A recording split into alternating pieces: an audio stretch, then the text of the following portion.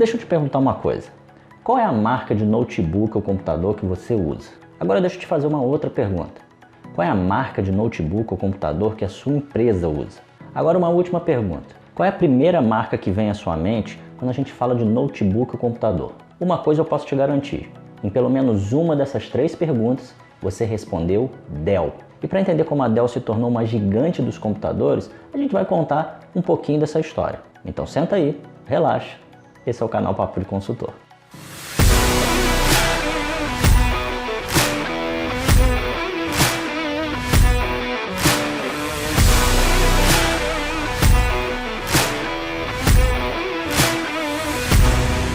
Para entender um pouquinho da história da Dell, a gente tem que voltar ao ano de 1984.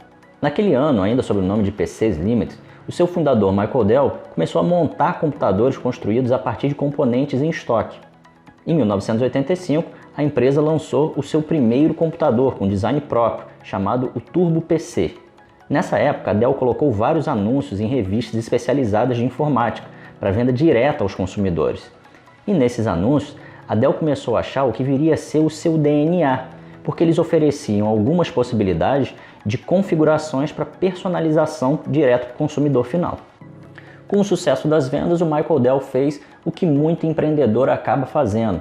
Ele largou a faculdade para administrar o seu próprio negócio. Nesse mesmo ano, a companhia acabou tendo 6 milhões de dólares brutos em vendas. E depois de muito sucesso nas vendas, 2 anos depois, a empresa começou a vender para o exterior, em especial para o Reino Unido.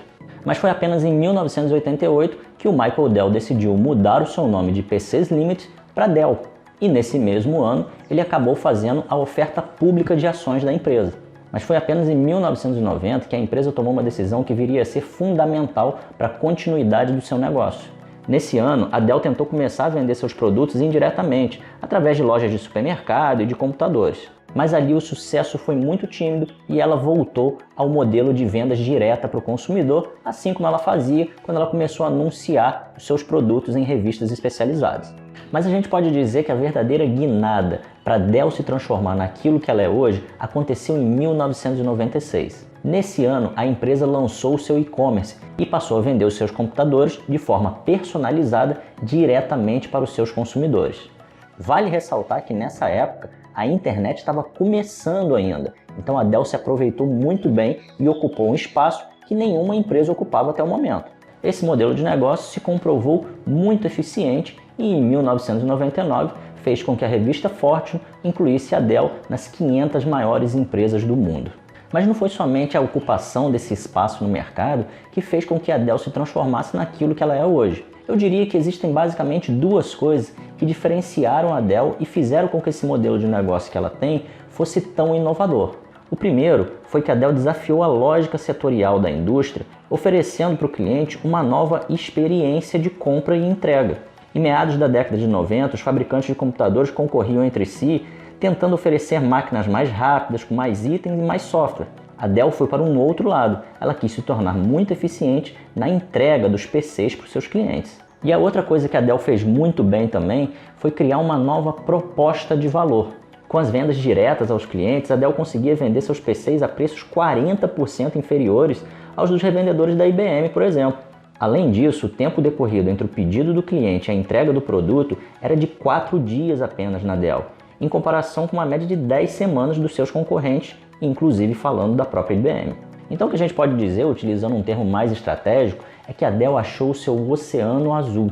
E por que a gente pode dizer que é um oceano azul? Porque isso que a Dell fazia de entregar rápido, de personalizar os seus produtos, ninguém fazia. O pessoal que é mais novo talvez não lembre muito bem disso. Mas ali em meados da década de 90, para você comprar um computador, ele vinha padronizado, ele era feito através de uma linha de montagem. Ou seja, ele era feito em série e o cliente não podia mudar nada. E aí chega a Dell falando que ela vai personalizar de acordo com as necessidades do cliente. Isso, de certa forma, já atrai um grande interesse do consumidor que já estava numa era que ele não queria mais apenas produtos padronizados. Ele queria um produto que fosse adequado às suas necessidades. Isso porque o consumidor mudou. A Revolução Industrial deu muita coisa para a gente e fez com que a gente se tornasse muito mais rico. Mas essa questão da produção em massa, onde a gente conseguiu ficar mais rico, mas os nossos produtos eram todos iguais, ela estava começando a ser terminada. A gente já via, por exemplo, a indústria automobilística fazendo esse tipo de personalização. O que o Michael Dell fez foi trazer essa mesma ideia para a indústria de computadores.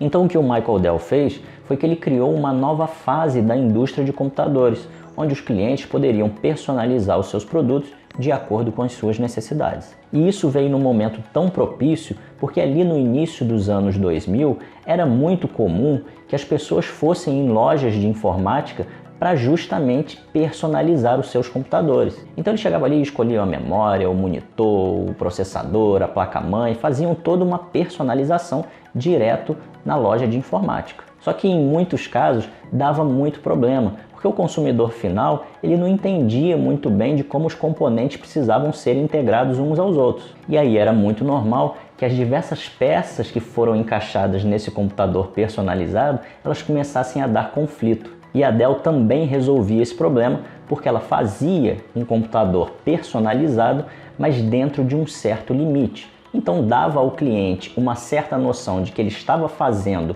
um produto personalizado para as suas necessidades, mas essas necessidades elas precisariam ficar encaixadas dentro de determinadas fronteiras, porque senão a empresa não iria conseguir produzir os seus produtos em série a um custo baixo. E foi basicamente a partir daí que a Dell criou esse império empresarial que a gente conhece hoje. Hoje, a Dell possui mais de 165 mil funcionários e possui uma receita de mais de 100 bilhões de dólares ao ano. E assim a gente encerra essa pequena história de como a Dell se tornou uma gigante dos computadores. Espero que vocês tenham gostado e já sabe, né? Curte, comenta, compartilha e se inscreve para você continuar recebendo conteúdo aqui desse canal. Até a próxima e tamo junto!